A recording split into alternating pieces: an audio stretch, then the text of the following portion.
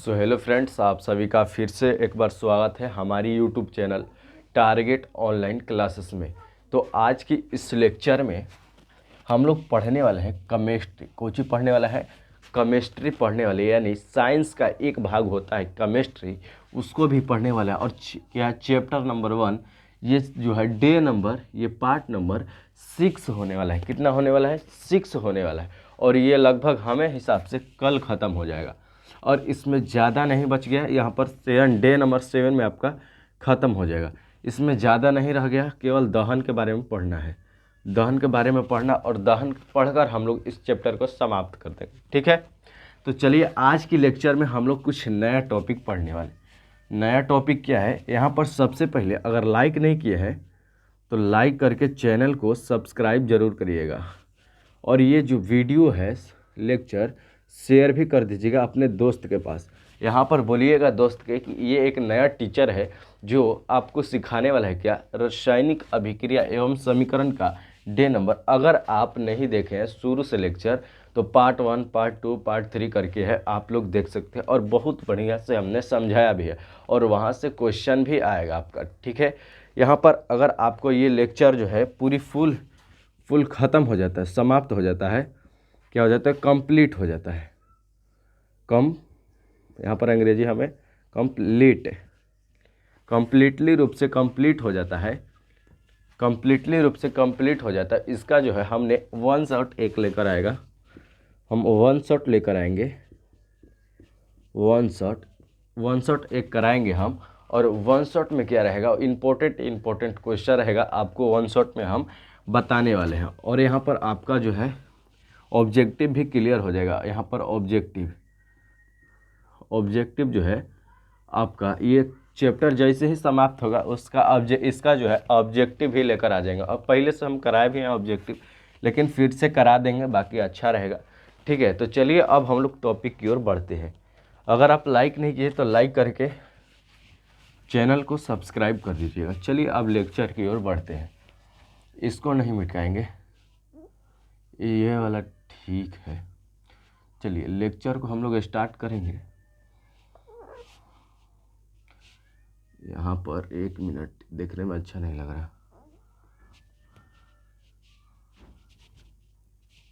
चलिए अब हम लोग लेक्चर को करेंगे स्टार्ट, और आप लोग फटाफट से कॉपी पेन लेकर रेडी हो जाइए। देखिए हम द्विविस्थापन बता दिए थे, क्या नहीं बताए थे? सॉरी, क्या बता दिए थे? द्विविस्थापन जो है बता दिए थे। ठीक है, तो देखिए यहाँ पर जो है आपका आज होने वाला है टॉपिक, क्या होने वाला? अवक्षेपण। क्या? अवक्षेपण होने वाला है। अवक्षेपण क्या है?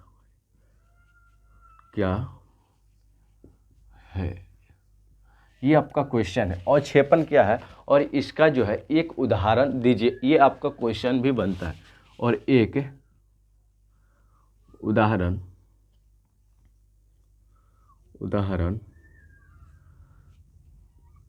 दीजिए।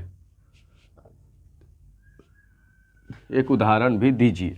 यहाँ पर टॉपिक हम लोगों का है आज क्या है? अवक्षेपण क्या है? अवक्षेपण क्या होता है? अवक्षेपण आखिर है तो है क्या? देखिए अवक्षेपण क्या है, देखिए कुछ भी में मतलब कि रिएक्शन कराते हैं। क्या कराते हैं? रिएक्शन कराते हैं। तो देखना लास्ट में जो है उसका उष्मा निकलता है। क्या निकलता है? उष्मा निकलता है, यानी अवक्षेप होता है। क्या होता है? अवक्षेप होता है, उसी को कहते हैं अवक्षेपण।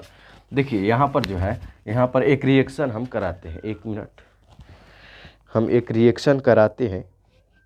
क्या है? Pb यानी NO3 का होल ट्वाइस प्लस में फिर क्या हो जाएगा? फिर हो जाएगा यहाँ पे KL नहीं KI बराबर क्या होता है? देखिए ये जो है आपका क्या होने वाला है? रिएक्शन इस दोनों में हम कराने वाले हैं। क्या है? रिएक्शन जब कराएंगे तो क्या होगा? इसमें जो है अवक्षेप निकलेगा। देखिए ये वाला जो है Pb जो है K के साथ मिल जाएगा, सॉरी I के साथ जो है I के साथ मिलेगा। हाँ, I के साथ मिल जाएगा। क्या के साथ? I के साथ। तो यहाँ पर लिख सकते हैं हम लोग Pb, यहाँ पर PbI, यहाँ पर 3 लगा दीजिए। ठीक है, और NO3 जो है यहाँ पर प्लस में लिखिएगा NO3, अब फिर जो है K मिल जाएगा। क्या मिलेगा? या इसी को शुरू में भी लिख सकते हैं, कोई दिक्कत ना है, शुरू में हम लिख देते हैं, है ना, इसको शुरू में लिख देते हैं। ये आपका जो है क्या हो गया, रिएक्शन कर लिया। रिएक्शन करेगा तो यहाँ पर क्या बचेगा, अवक्षेप होगा, अवक्षेप, अवक्षेप, यहाँ पर अवक्षेप होगा, क्या होगा, अवक्षेप, यानी बाहर निकलेगा, अवक्षेप होगा यहाँ पे। तो यही जो है रासायनिक अभिक्रिया को लिए रिएक्शन करवाए तो क्या निकला, ये आपका फार्मूला जो है निकला, और लास्ट में जो है क्या हुआ, यहाँ पर अवक्षेप हुआ, क्या हुआ, अवक्षेप हुआ। तो आपका ये क्या हो गया, ये आपका उदाहरण दे दिए, यहाँ पे हम क्या दिए, उदाहरण दे दिया। और इसका डिफिनेशन लिखना होगा, तो कैसे लिखेंगे, देखिए यहाँ पर डिफिनेशन लिखते हैं, उत्तर आप लोग दीजिएगा, उत्तर वह रासायनिक अभिक्रिया, वह रासायनिक, वह रासायनिक अभिक्रिया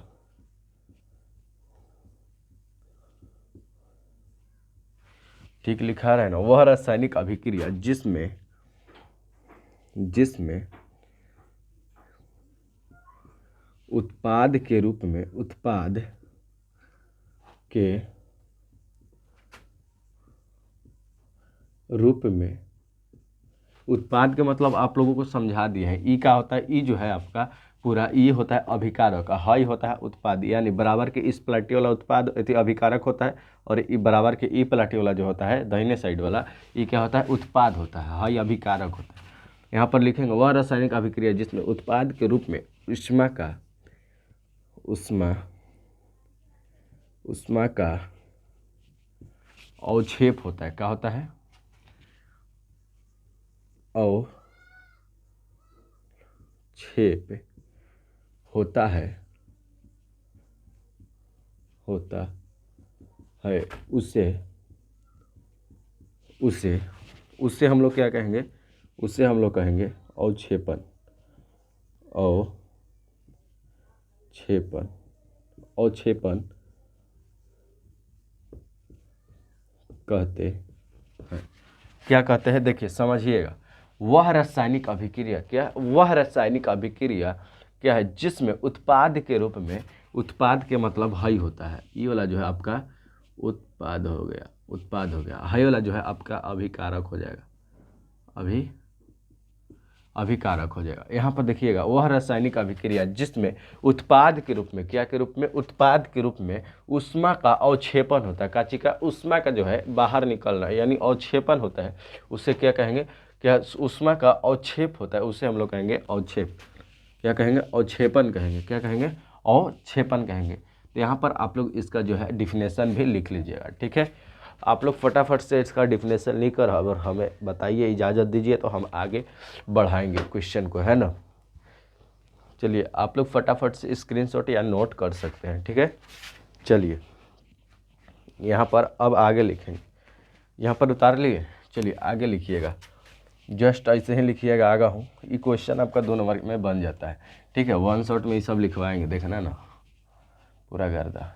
और एक भाई ने कमेंट किया था, क्या कि कमेंट किया था 12th के रिजल्ट में जो है कुछ गड़बड़ी देखने के लिए मिला है, उस पर भी एक वीडियो हम लेकर आएंगे, कुछ गड़बड़ी है, और ये इस हमारे बहन के साथ भी हुआ है ये गड़बड़ी, ठीक है। जो है मैथ में जो है आपका, मैथ में 29 नंबर दिया है और इसमें F लगा दिया, फेल लगा दिया, ये कौन हिसाब से बिहार बोर्ड दिया है आप लोग बताइएगा।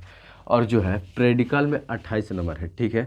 वो बोल रही है कि हमको कितना मार्क्स, 33 मार्क्स जो है आपका मेरा ऑब्जेक्टिव में ही सही है, कितना, 33 मार्क्स ऑब्जेक्टिव में सही है।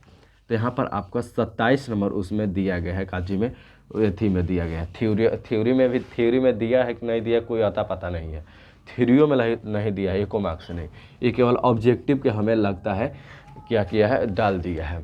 तो मान लेते हैं 33 में से 27 आ गया, कोई दिक्कत नहीं है। यहाँ पर कम से कम तो थ्योरी में तो आपका नंबर दे देना चाहिए था, बिहार बोर्ड बदलेगा नहीं, ठीक है। इस पर भी एक लेक्चर लेकर आएंगे हम, यहाँ पर वीडियो डाल देंगे, थोड़ा इसमें एडिट भी करना होगा तो टाइम लगेगा। यहाँ पर देखिए, इसमें अब लिखना है उदासीन, क्या लिखना है, उदासीन, उदासीन, कहाँ जा रहा है यार,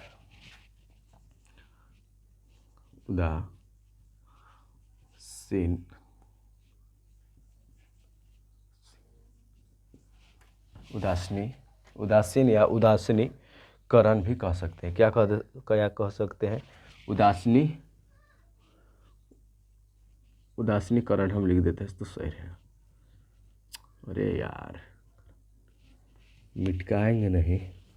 देखिए उदासीनीकरण क्या है और एक उदाहरण दीजिए। आपका एक ये पूछा गया क्वेश्चन, ये बिहार बोर्ड में आपका पूछा गया क्वेश्चन है और ये 2 मार्क्स का क्वेश्चन है। आप लोग इसका नहीं विश्वास है तो क्यों भी, यानी क्वेश्चन बैंक जो है आप लोग उठा कर देख सकते हैं कि क्वेश्चन पूछा है कि नहीं पूछा है। पहला नंबर चैप्टर से लगभग 10 ऑब्जेक्टिव क्वेश्चन है पूछा गया है और इसमें जो है सब्जेक्टिव 3-4 क्वेश्चन है पूछता है इसमें, ठीक है। तो आप लोगों को क्या करना है, कंप्लीट कर लेना है, इस सबको याद कर लेना है। क्या करना है? याद कर लेना है। अभी से आप याद करिएगा तो आपका जो है सही रहेगा, नहीं तो लास्ट में टेंशन हो जाएगा कि याद नहीं कर पाइएगा, ठीक है। तो चलिए उदासीनीकरण होता क्या है? क्या उदासीनीकरण जो है होता क्या है? उदासीनीकरण होता क्या है? देखिए उदासीनीकरण होता क्या, यहाँ पर समझेंगे। यहाँ पर एक रिएक्शन करवाएंगे। यहाँ पर एक उदाहरण सबसे पहले लेंगे। यहाँ पर जैसे हम लिए अम्ल, क्या अम्ल प्लस में भस्म, अम्ल प्लस में क्या हुआ? भस्म। जब रिएक्शन करेगा तो क्या बनेगा? NaCl। क्या बनेगा? NaCl प्लस में H2O बनेगा, H2O बनाएगा, ठीक है। ये क्या हुआ? आपका उदाहरण हुआ। देखिए यहाँ पर क्या है, यहाँ पर H है तो यहाँ पर H जिसमें आप देखिएगा H प्लस क्या होगा? H प्लस लगल होगा, H प्लस लगल होगा तो क्या कहलाता है? वो कहलाता है क्या? अम्ल कहलाता है। और जिसमें आप लोग देखिएगा OH लगल होगा उसमें आप लोग OH माइनस लगल होगा तो उसमें आप लोग क्षार यानी भस्म, इसको क्षार समझिएगा। क्या समझिएगा? क्षार समझिएगा, ठीक है। और वहाँ यहाँ पर जो है आपका लवण तो ये जो होता है लवण होता है, लवण का कोई चिन्हानी नहीं होता है, ठीक है। तो यहाँ पर जो है आपका जिसमें कोई सा भी मतलब यहाँ पर देखिए दे दिया ऑब्जेक्टिव में, ये कौन सा है? क्या है? 3 NH जो है NH3 दे दिया तो आप लोग H देखिएगा बोल दीजिएगा, क्या? अम्ल बोलिएगा। क्या बोलिएगा? अम्ल। अम्ल आपका सही भी है। यहाँ पर अगर यहाँ पर देखने को मिल गया ये वाला ऑब्जेक्टिव में क्या है, यहाँ पर दे दिया क्या है, दिया भी है ये यहाँ पर देखिएगा OH लगा हुआ है तो क्या कहिएगा? क्षार कहिएगा, यानी भस्म कहिएगा या क्षार। भस्म क्षार दोनों एक ही होता है, ठीक है। तो यहाँ पर आपको क्लियर कर लेना है। चलिए यहाँ पर जो है क्या हुआ, यहाँ पर का चीज है, ई है अम्ल है, क्या है? अम्ल है। यहाँ पर लिख भी दे रहे हैं अम्ल प्लस में क्षार, OH लगा हुआ है तो क्या हो जाएगा? क्षार। तो से क्या बनाएगा? लवण बनाएगा और प्लस में जल, H2 क्या होता है? जल यानी पानी होता है, पानी, जल यानी पानी होता है। यहाँ पर देखिए क्या हो गया, यहाँ पर अम्ल और क्षार क्या बना रहा है? अम्ल और क्षार रिएक्शन करके क्या बना रहा है? रिएक्शन करके लवण बना रहा है और प्लस में जल बना रहा है। उसी को कहेंगे क्या? उदासीनीकरण अभिक्रिया कहते हैं। देखिए समझिएगा, यहाँ पर वह रासायनिक अभिक्रिया जिसमें अम्ल और क्षार क्या करता है? आपस में अभिक्रिया करके, यानी आपस में अभिक्रिया करके यहाँ पर क्या बनाता है? लवण और जल बनाता है। उसी को क्या कहते हैं? उसी को हम लोग कहते हैं क्या? उदासीनीकरण। उदासीनीकरण या लवण कहते हैं, ठीक है। तो चलिए इसका डिफिनेशन लिखेंगे और सबसे पहले एग्जाम्पल भी लिख दिए हैं तो एग्जाम्पल लिखने का कोई ज़रूरत नहीं है। तो यहाँ पर लिख देते हैं यहाँ पर उत्तर, वह रासायनिक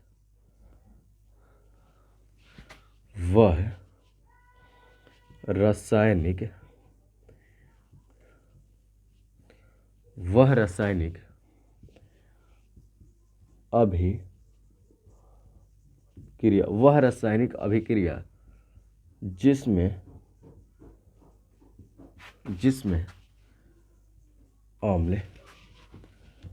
जिसमें अम्ल और क्षार, अम्ल और भस्म, क्या अम्ल और भस्म या क्षार, या इसी को लिख सकते हैं हम लोग, यहाँ पर लिख दे रहे हैं भस्म। यहाँ पर वह रासायनिक अभिक्रिया जिसमें अम्ल और भस्म आपस में क्या? आपस में अभिक्रिया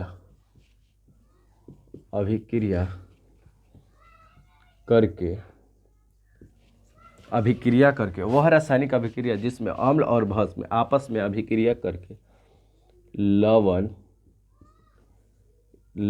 और जल का निर्माण करता है। क्या करता है? लवण और जल का निर्माण करता है, उसे उदासीनीकरण कहते हैं। क्या कहते हैं?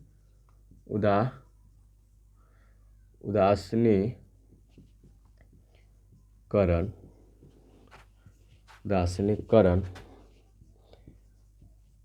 कहते हैं। क्या कहते हैं? उदासीनीकरण कहते हैं। देखिए क्या है उदासीनीकरण, किसे कहते हैं इसको हम लोग समझेंगे। तो यहाँ पर वह रासायनिक अभिक्रिया जिसमें अम्ल और भस्म, क्या अम्ल और भस्म हो या क्षार हो, दोनों एक ही होता है। क्या होता है? दोनों एक ही होता है। अम्ल और भस्म आपस में अभिक्रिया करके अभिक्रिया किया जाता है। अभिक्रिया करके लवण का निर्माण करता है। लवण, यहाँ पर भी लवण का निर्माण कर रहा था और प्लस में जल का भी निर्माण कर रहा था। यहाँ पर H2O, तो जल का निर्माण करता है, उसे हम लोग क्या कहेंगे? उसे हम लोग उदासीनीकरण अभिक्रिया कहते हैं। इतना तक समझ में आया कि नहीं आया? यस और नो आप लोग जो है कमेंट में लिखिएगा, यस या नो कमेंट में लिखिएगा। हम ये भी बोलते हैं, यह भी बोलते तक आए हैं कि अगर आपको कुछ भी जो है समझ में नहीं आ रहा है तो यहाँ पर कमेंट में आप लोगों को लिख देना है कि हमें यहाँ समझ में नहीं आया, यहाँ पर इस टॉपिक में हमें गड़बड़ी हुआ है, तो अगले लेक्चर में हम उसको विस्तार से जो है समझाते हैं। ठीक है, तो एक लड़का भी कमेंट किया था, उसको भी हम बता दिए थे विस्तार से, वो भी बोला कि ठीक है भैया समझ में आ गया। तो यहाँ पर आप लोग क्या करिएगा, कमेंट बॉक्स में लिखिएगा। अगर नहीं समझ में आता है तब लिखिएगा। अगर हमारा पढ़ाया हुआ जो है अच्छा लगता है तो आप लोग जो है लाइक और सब्सक्राइब जरूर करिएगा। इसी से है जो एक बंदे का सपोर्ट मिलता है तो आगे बढ़ता है। ठीक है, तो चलिए यहाँ पर अगला देखेंगे। सबसे पहले देखते हैं कि वीडियो का जो है टाइम कितना हुआ। यहाँ पर अभी टाइम है, अभी आप लोग पढ़िए, यहाँ पर अभी टाइम बहुत है।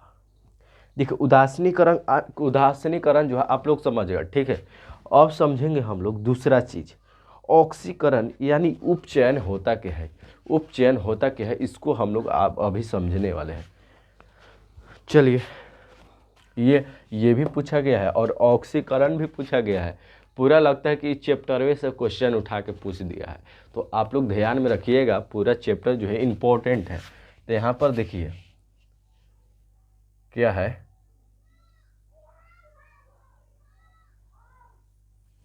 एक मिनट आप लोग, हाँ ठीक है भाई, अभी हम पता है क्या सोचने लगे, अभी हम कुछ दूसरा, एक मिनट अभी हमको पता है क्या हो रहा भाई। अम्ल और भस्म हम देखें ना, अम्ल और भस्म, तो हमको लगा कि दूसरा नंबर चैप्टर पढ़ाने लगे, ना उसको थ्योरी देने का, ना कुछ, ना वन लेक्चर करना, इंट्रोडक्शन भी नहीं दिया, दूसरा नंबर लेक्चर। हमको ये लगा अम्ल और भस्म में देखकर, तो अभी हम गड़बड़ा गए थे, थोड़ा देख लिए। नहीं ठीक है, उदासीनीकरण 1 चैप्टर में है। उदासीनीकरण आप लोगों को समझ में आया कि नहीं आया बताइएगा। चलिए अब क्या समझेंगे, उपचयन या ऑक्सीकरण। ऑक्सीकरण है ना, हो अकरण नहीं, ऑक्सीकरण। यहाँ पर इसको मिटा देते हैं ना। चलिए, अरे भाई मिटकाने वाला कहाँ गया जी, बगल में ले ले।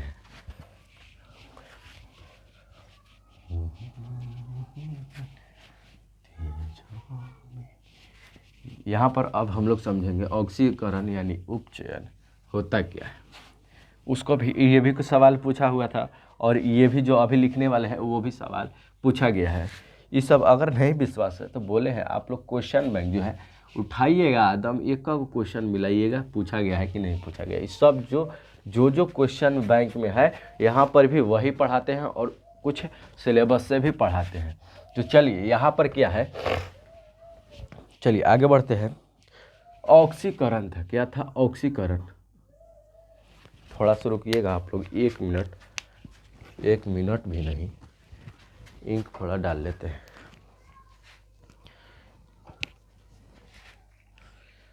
बस हो गया। तो आप लोगों का रिजल्ट कब आने वाला है? 30 को।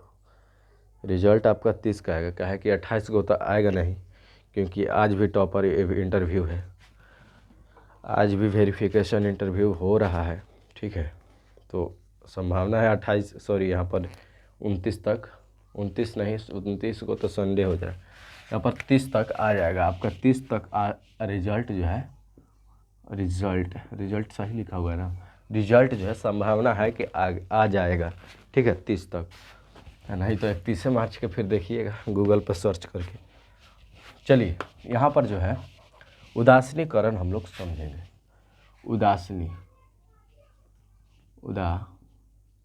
अरे भाई ऑक्सीकरण, उदासीनीकरण तो हो गया।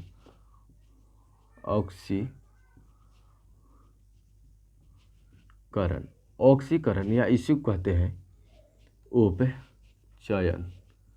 उपचयन। ये 1 नंबर का सवाल पूछा हुआ है, क्या कि ऑक्सीकरण का दूसरा नाम, और या उस ऑक्सीकरण को दूसरा नाम क्या है। और इस प्रकार से भी पूछा गया है कि ऑक्सीकरण को क्या कहते हैं।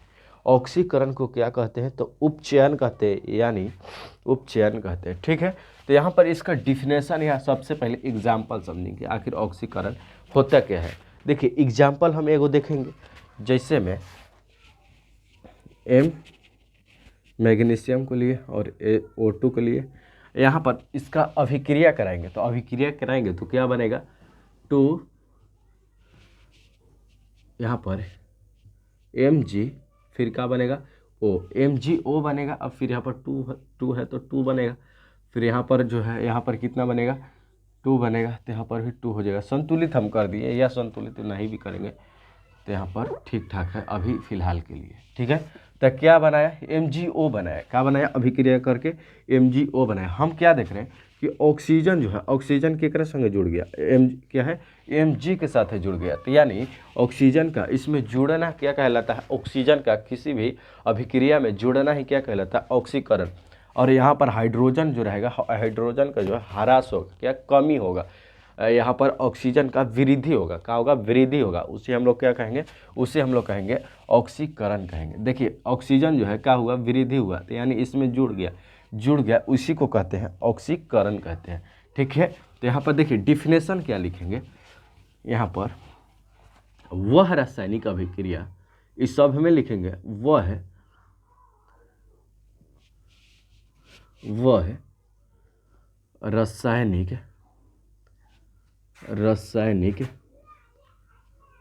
रासायनिक अभिक्रिया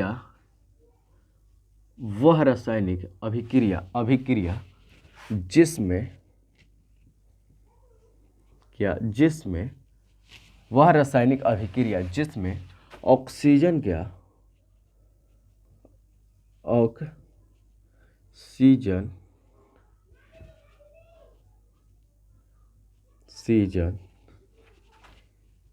ऑक्सीजन का, इस प्रकार से हम लोग लिख सकते हैं, न लिख सकते हैं। ऑक्सीजन का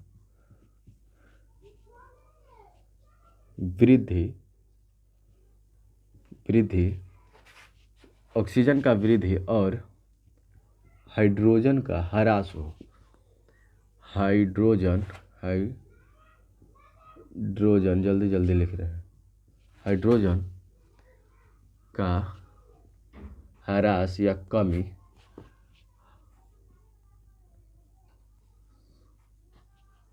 हम लिख देते हैं, कमी, ह्रास नहीं लिखकर, ह्रास या कमी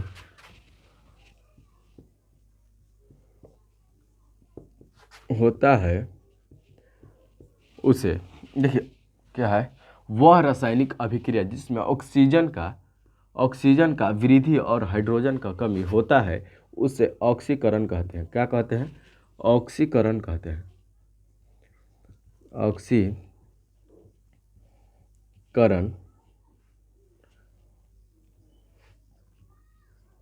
कहते हैं,